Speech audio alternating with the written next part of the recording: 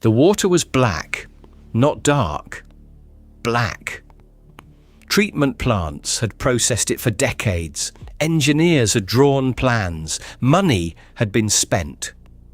Then someone lowered a crate of living mussels to the riverbed. Each one filters up to 15 gallons a day. Within seasons, you could see the bottom. This is what that looked like, and what it cost. The Anacostia didn't run brown the way a river runs brown after a hard rain. It ran grey, permanently grey, the colour of a parking garage floor. Not sediment, not weather. Just decades of accumulated failure suspended in the water column. Near Kenilworth Park, a team from the Anacostia Watershed Society seeded a 300-metre test section with clusters of eastern elliptios, native freshwater mussels, each one no bigger than a man's open palm. The eastern elliptio is not a dramatic animal. It does not migrate, it does not hunt. It opens its shell, draws water through, and strips what the city put in. Within a single growing season, the monitoring team recorded water clarity readings they initially assumed were instrument error. The numbers didn't match the river they thought they knew. Dr. Lisa Kellogg, a benthic ecologist at the Virginia Institute of Marine Science, had spent years documenting mussel die-offs across degraded tributaries. She arrived at this stretch expecting modest gains. Over several years, she had written. She lowered a Secchi disc into the test section, a simple white plate on a calibrated line, the oldest clarity tool in field ecology. It descended. It kept descending. In under 12 months, the disc reached nearly 3 times the depth of her preceding baseline. That figure came from a river that had resisted every engineering intervention thrown at it for a generation. The city had spent more than a decade building stormwater infrastructure across the watershed. Tens of millions of dollars in concrete, pipe, and engineered retention. It moved the pollution downstream faster. The water stayed opaque. The infrastructure redirected the problem. The mussels dissolved it. Those are not the same outcome, delivered at different speeds. They are a different category of intervention entirely. Each elliptio filters up to 15 gallons of water every single day. A seeded bed of thousands works in parallel, continuously, without electricity, without maintenance schedules, without invoices. What Kellogg documented in 2017 was a result the engineering models had no column for, a number that preceded its own explanation. The mechanism behind that clarity, what the mussels were actually stripping, and whether it would hold through the following winter, was a question the data had opened, but not yet answered. Stand on the 11th Street Bridge on any given morning, and the Anacostia looks like a river. It moves, it catches light. It has the right colour for something called a river. That surface is a lie the basin has been telling for generations. Beneath that surface, the tidal reach had become something closer to a suspension than a living system. Sediment, agricultural runoff, and decades of urban stormwater discharge locked together in a column dense enough to block sunlight from reaching the bottom. Rooted vegetation needs that light. It had been gone a long time. Dr. Lisa Kellogg's baseline surveys documented what the surface concealed. She did not rely on visual impressions she measured. And what the measurements returned was a system at the edge of functional collapse. In the tidal Anacostia near Kingman Island, submerged aquatic vegetation covered fewer than 40 hectares, well below the threshold, needed to sustain self-sufficient fish populations. Along Watts Branch, sediment loads had smothered benthic invertebrate habitat across nearly the entire channel bed. On the upper Anacostia near Bladensburg, Light penetrated less than 30 centimeters, too shallow for any rooted plant to photosynthesize. In the Delaware's mussel-depleted middle reaches, fewer than 9 native species remained, where historical records documented more than 20. In the Potomac tributaries, the algal bloom season had stretched beyond 5 months per year, long enough to drive dissolved oxygen so low that fish kills stopped being emergencies and became schedules. Fewer than 9 native mussel species survived in the Delaware's middle reaches. Each missing species represented filtration capacity the system could not replace on its own. The algal blooms were the cruelest indicator. A bloom does not just cloud the column, it consumes the dissolved oxygen that fish and invertebrates depend on when it decomposes. 5 months of bloom season is not a water quality problem. It is a biological severance. Kellogg had seeded the test section near Kenilworth Park and watched the Secchi disk descend nearly 3 times deeper than her pre-seeding baseline within under 12 months. The vegetation response that followed that clarity gain, however, did not match any recovery curve her models had projected. Submerged aquatic grasses returned to sections of the test zone faster than the sediment budget alone could explain. Faster, in fact, than the clarity increase should have permitted. The colonization timeline was compressed by a factor the baseline models had no precedent for. The river did not look dead. That was the problem. A system that looks functional draws no emergency response, secures no restoration funding, and appears on no urgent agenda. Every year, the Anacostia looked like a river. The collapse underneath it deepened undetected. The most dangerous kind of collapse is the kind that passes for normal, and what Kellogg's surveys had now exposed beneath that deceptive surface was a foundation beginning, against all expectation, to reassemble itself. What Kellogg's surveys had exposed was a foundation beginning to reassemble itself, and the machinery built to save the Anacostia had no way to reach it. The District of Columbia Water and Sewer Authority had been working for 4 decades by then, methodically, expensively, with genuine urgency. The plants intercepted sewage. They reduced point source discharge. They removed what engineers designed them to remove: bacteria, solids, measurable chemical loads. Every dollar of that infrastructure was necessary. Almost none of it cleared the water. The cumulative investment crossed $2.6 billion. And the watershed's nitrogen and phosphorus load, the diffuse runoff, washing off 720 square kilometers of parking lots and lawns every time it rained, kept arriving untouched. That nutrient load fed algae. Algae shaded the bottom. The bottom stayed dead. The treatment plants were solving one problem with precision, while a different problem compounded beneath them, invisible, unaddressed, and growing. When the Anacostia Watershed Society proposed seeding native mussel beds as a parallel approach, a faction within the regulatory community pushed back. The stated concern was that reintroduced mussels might accumulate contaminants and create a public health liability if illegally harvested. The concern was not unreasonable.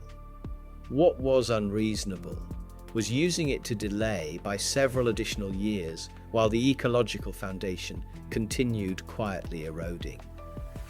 A defensible worry became a reason to wait, and waiting had a cost the ledger never recorded.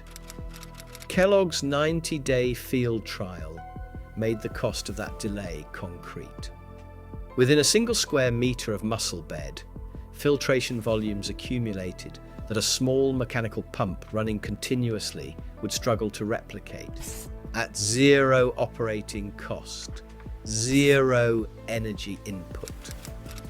The animal was simply feeding. The mussels did not need a budget line. They did not need a permit to eat. And here, buried in Kellogg's trial data from 2017, was a number that should not have been possible.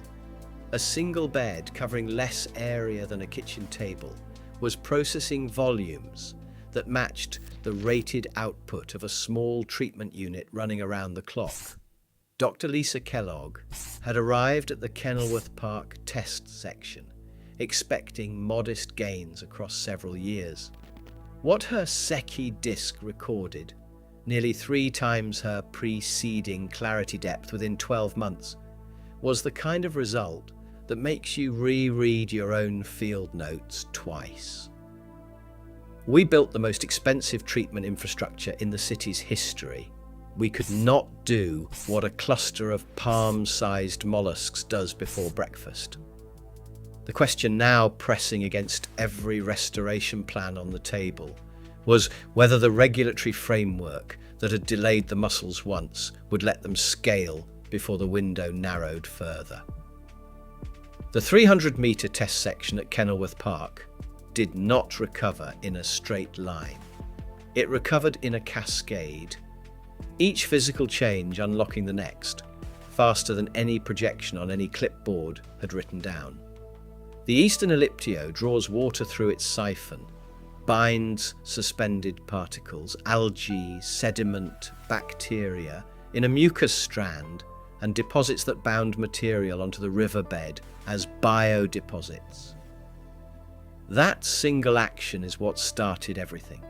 The animal eats the cloud. The mechanism has 3 linked stages: filtration through the siphon, particle binding in mucus, and biodeposition onto the substrate below. Each stage feeds the next. With the cloud thinning, light reached depths it had been blocked from for a decade. Along a roughly of previously bare substrate, wild celery and water stargrass germinated in the first growing season after filtration began. The grasses did something the filtration alone could not do. Their root structure anchored the sediment, and anchored sediment stopped turbidity from spiking again after heavy rain. The river had found a second line of defense, one it built entirely from the first. Within 2 growing seasons, mayflies, midges, and small crustaceans colonized those root structures. The monitoring team had not recorded biomass densities like those in any prior survey of that stretch. Juvenile bluegill and largemouth bass followed the invertebrates into the vegetation. They did not arrive because someone placed them. They arrived because the food web had rebuilt a rung they could stand on. Dr. Kellogg documented the first nesting bluegill in the test section at roughly 18 months. A fish that requires clear vegetated water to reproduce, and had been functionally absent from that stretch for years.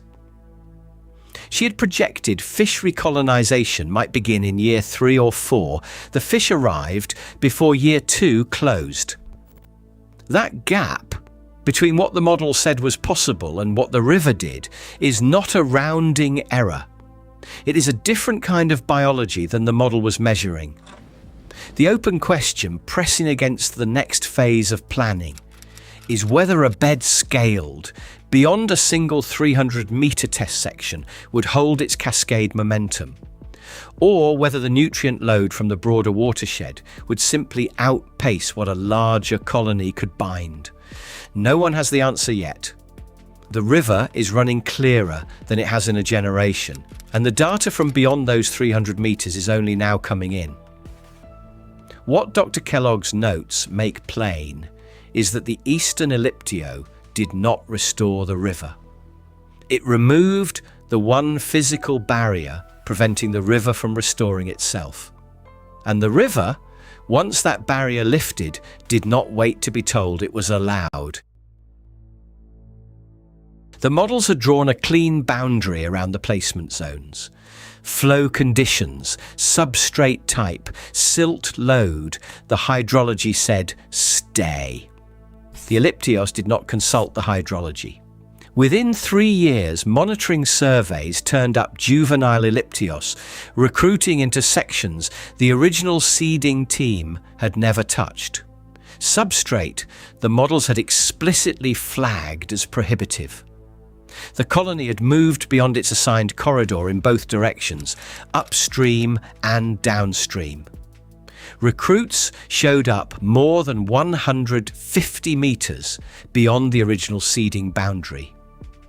The sections they colonised had been declared unsuitable because elevated silt accumulation would suffocate young bivalves before they could anchor. What the models had not accounted for was the colony changing the conditions ahead of its own expansion. The established beds had already stripped enough particulate matter from the column to drop the siltation rate in those outer sections below the threshold that had been declared prohibitive. They cleared the path, then walked it. That is not passive colonization. That is an animal population engineering its own expansion corridor, modifying local conditions until the habitat fits, then filling the habitat. No model had predicted it, because no model had been built to expect it. Then came the complicated part. As submerged grasses pushed into the shallows near the recreational corridor, the channel margin began to shift, not catastrophically, but measurably, across a roughly 20-metre stretch of maintained bank that softened, then slumped. Several hundred daily users relied on the footpath that section closed. The park's maintenance crew had not been briefed that vegetation recovery could restructure a bank. To them, a slumping bank meant one thing: failure. Dr. Kellogg spent several weeks in meetings she describes as more complicated than any field season she has run. She was explaining repeatedly that a bank changing shape and a bank failing are not the same event. One is a symptom of breakdown, the other a symptom of return. The path was rerouted. The grasses held. The mussels did not attend the meeting.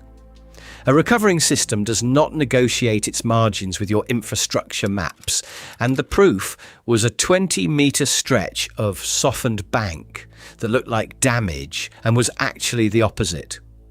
What nobody has yet mapped is how far the self-engineered expansion corridor will reach before flow conditions genuinely stop it, or whether the colony will again alter those conditions before the boundary holds. The perimeter surveys are ongoing. The Elliptios are not waiting for the results. The surveys keep moving outward. The water keeps answering. And somewhere in that quiet arithmetic is the whole story of what the Anacostia actually is. Not what we made of it, but what it was always trying to be. Dr. Lisa Kellogg was standing at the Kenilworth Park Reach in 2017 when her Secchi disc dropped nearly 3 times deeper than her preceding baseline. She had expected modest gains over several years.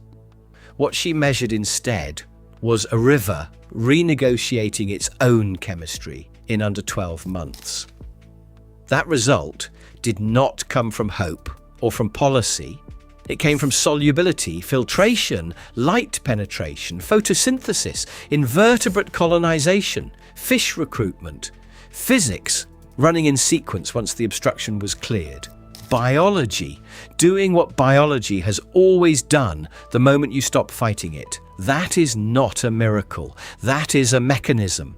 In the Delaware River's upper reaches, native brook trout are returning to 40 kilometers of stream, where acid deposition had erased them for more than a generation.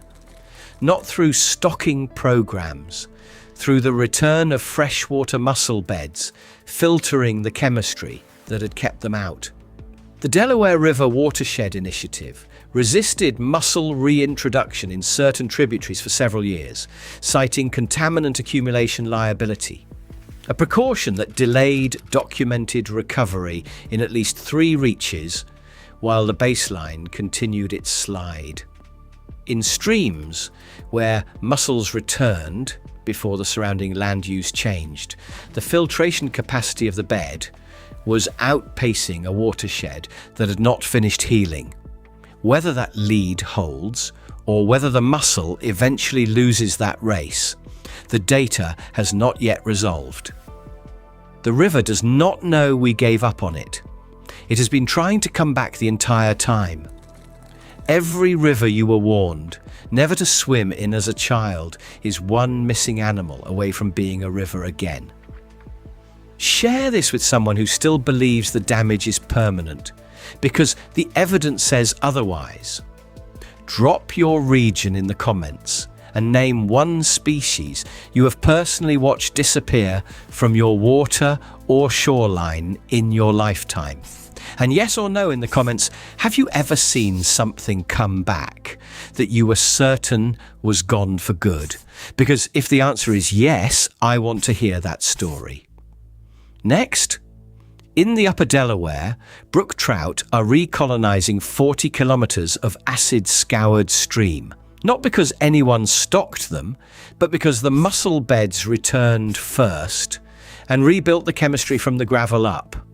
The Delaware River Watershed Initiative withheld reintroduction approval in key tributaries until 2019, citing liability.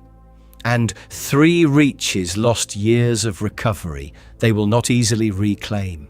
The question nobody has answered yet is whether a mussel bed can carry a watershed faster than that watershed continues to degrade around it.